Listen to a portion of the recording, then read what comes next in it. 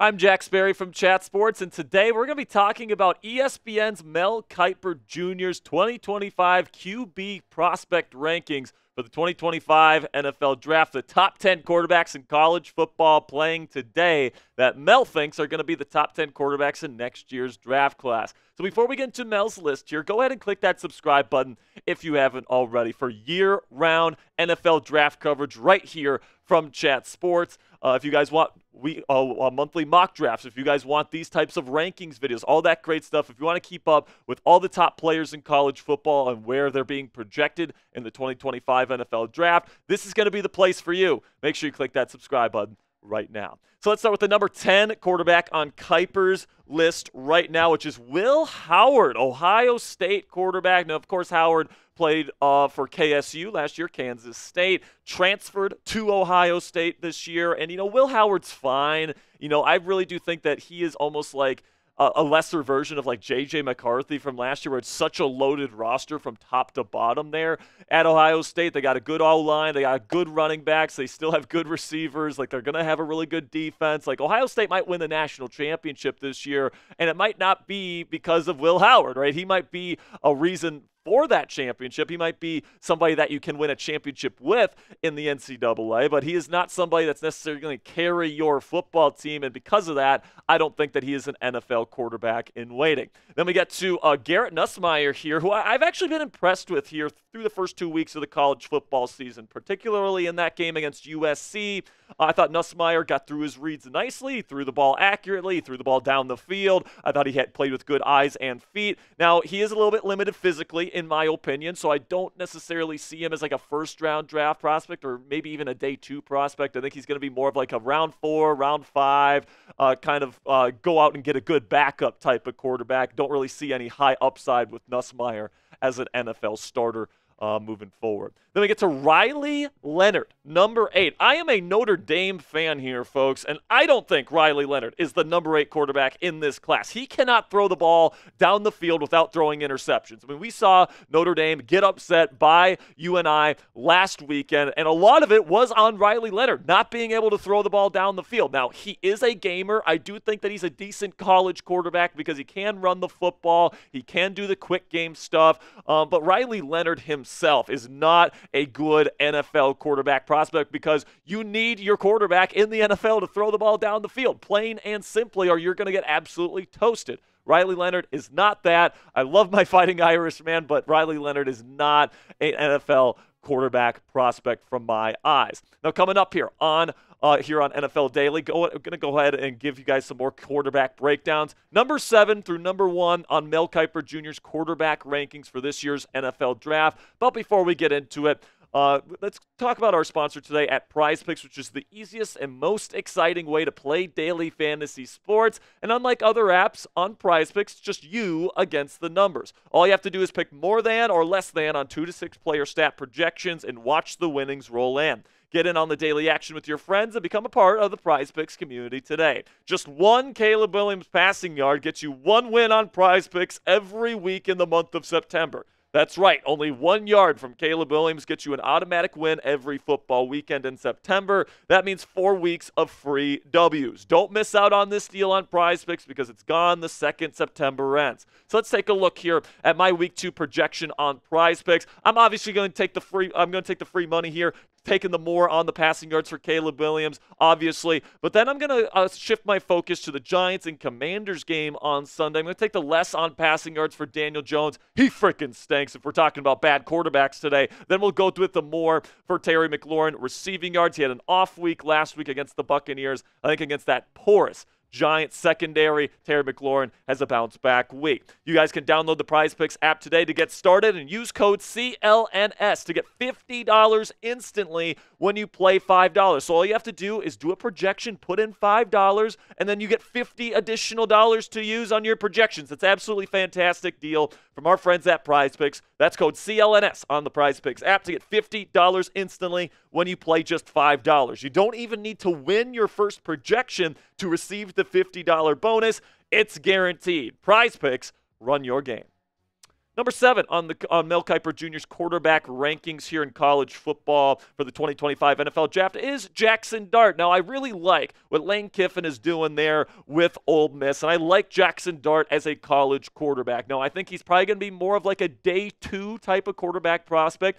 I do think that he can get through his progressions. He's generally accurate. I do like him as maybe a future backup quarterback in the National Football League, but I'm not sure if he has the high upside that you look for in a first-round quarterback prospect heading into next year's draft. But then talking about somebody that absolutely has the arm talent and the high upside to be a future star quarterback in the National Football League is Drew Allar out of Penn State. He has been really hot coming out of the gate there for the Nittany Lions through these first 2 weeks. He has really had some of the most impressive throws out of any college quarterback in college football so far this season. But it is still early, right? West Virginia, and I think it was Bowling Green last week. They're not necessarily the best teams in college football. So when he has to play these tougher teams and these tougher defenses, I'm going to be keeping my eye on Drew Allar here. He had a really rough first season with the Nittany Lions, and I know a lot of people say, oh, he's from Penn State, therefore he has to stink in the NFL. But a lot of people said that kind of thing about Ohio State and C.J. Stroud, and look where Stroud is now. Right now, Drew Allar, 5 touchdowns, the 1 interception, 420 yards over 2 games, and a good completion percentage of 64.9. So he has an incredible arm, folks. He can make a bunch of different throws that a lot of people can't make. I think he might have the best overall arm talent out of any quarterback in college football today. So watch out for Allar to have a big season this year if he's going to jump into the first round of this year's NFL Draft. Then we get to Jalen Milroe, number 5 on Kiper's QB rankings. And Milroe is a dynamic rusher of the football, but even to start this season, guys, I do think Milroe's having a tough time getting through his progressions, finding open receivers in those progressions, and he is relying on his legs a little bit too much. And when it comes to being an NFL quarterback, you really do need to be able to progress through a progression, full field reads, all that stuff. And then, it's nice to have some nice dynamic rushing ability, if you don't have anybody open, but really you still have to be a good pocket passer to have success in the National Football League. Just look at Justin Fields. Justin is somebody that's probably the best and most dynamic rushing quarterback in the world today, and he can't be a rhythm passer, and that's why he is technically a backup for the Pittsburgh Steelers right now, even though he did play pretty well in that Week 1 matchup against Atlanta. Then we get to number 4 here on Kiper's QB rankings, Cam Ward. I'm really a big fan of Cam Ward's game. Everything looks super easy to him, man. He's super smooth. The ball comes out easy. He does have good arm strength. Maybe not elite arm strength, but he can throw from a bunch of different angles. I am a big fan of the way that Cam Ward plays the game. I think he has good feel for the game of football. He's got good pocket presence. He's got good playmaking instincts off schedule. And then I think that he is intelligent enough to get through a full field progression read and hit open receivers in structure as well. So big fan of Cam Ward's game. I think that he might win the Heisman Trophy this year. Now, before we get to the top 3 quarterbacks on Mel Kiper's initial quarterback rankings for the 2025 NFL Draft, click that thumbs up icon if you want more college football content like this right here on NFL Daily.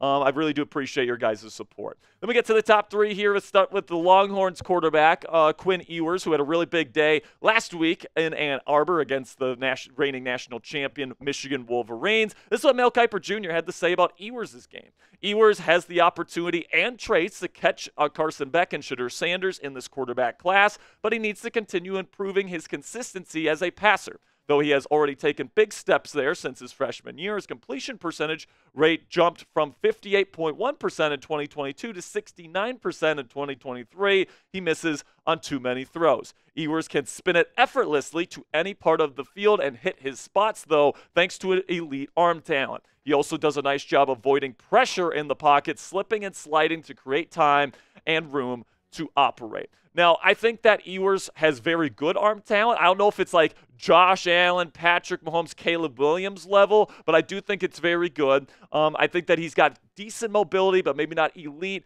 mobility. But what I really like about Quinn Ewers' game, man, is his ability to go through his progressions and find open receivers in structure. That's what you really need to have as a starting NFL quarterback. I am a big fan of Quinn Ewers' game at this point. Then we get to Shedeur Sanders at number 2. A lot of people have Sanders as number 1 on their QB ranking. Some people think he's going to go number 1 overall in this next year's draft class. Doesn't have a lot of help over there in Boulder, Colorado right now. Not a very good O-line, not a very good defense. But this is what Mel Kiper Jr. has to say about Shedeur Sanders at this point. I have the class's QB1 race close coming out of the summer, and Sanders is right there with Beck. You won't find a tougher or more resilient quarterback prospect than Sanders, who took 52 sacks last season but still put up really strong numbers. I'm always impressed watching him throw on the move, rolling either left or right. He's very accurate in those spots and has the arm to drive the ball. And while he's not necessarily a major rushing threat, he can keep the chains moving with his legs when there is an opening. Now, the thing about Shedeur Sanders, man, is I think a lot of people say, oh, he only has the hype around him because of his dad, but he is a good quarterback prospect in my opinion.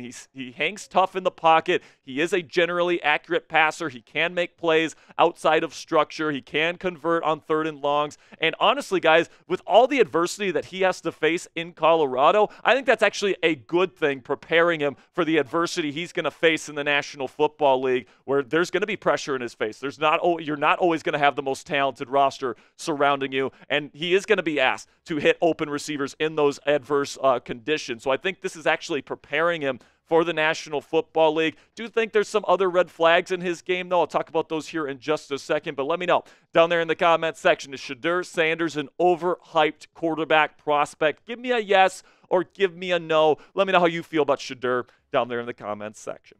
Then, of course, that leaves Carson Beck to be the #1 quarterback on Mel Kiper Jr.'s QB rankings to start this season. This is what Mel has to say about his #1 QB prospect. Beck is a really good decision maker, 6 picks and 13 starts last season, who gets the ball out quickly and accurately to all levels of the field. He does a great job reading the field and finding an open target with a career completion percentage north of 70%. But he's also mobile and can frustrate defenses with his legs. That's definitely an underrated part of his game. And even though he sat for a few years early in his career at Georgia, Beck is still only 21 years old. Now, what I feel about Carson Beck is that he's really good at the mental processing aspect of the game. He plays with clean footwork. He has very quick and very efficient throwing mechanics. I think that the Kyle Shanahan and Sean McVay tree of coaches in the National Football League are going to fall in love with this kid because they really do appreciate and they value accuracy, footwork, timing, anticipation. Those are all things that Carson Beck does at a relatively high level. The fact that he's playing at Georgia with an elite defense, really good run game, really good protection, great receivers, that worries me a little bit because I'm always a little bit worried about these guys that play for teams that are just juggernauts and they don't face much adversity in college. But I do think his skill set fits nicely with that West Coast type of offense. So this is Kiper's QB rankings here. We just went through these. Take a little bit of a mental snapshot there of the top 10 because they're about to change here.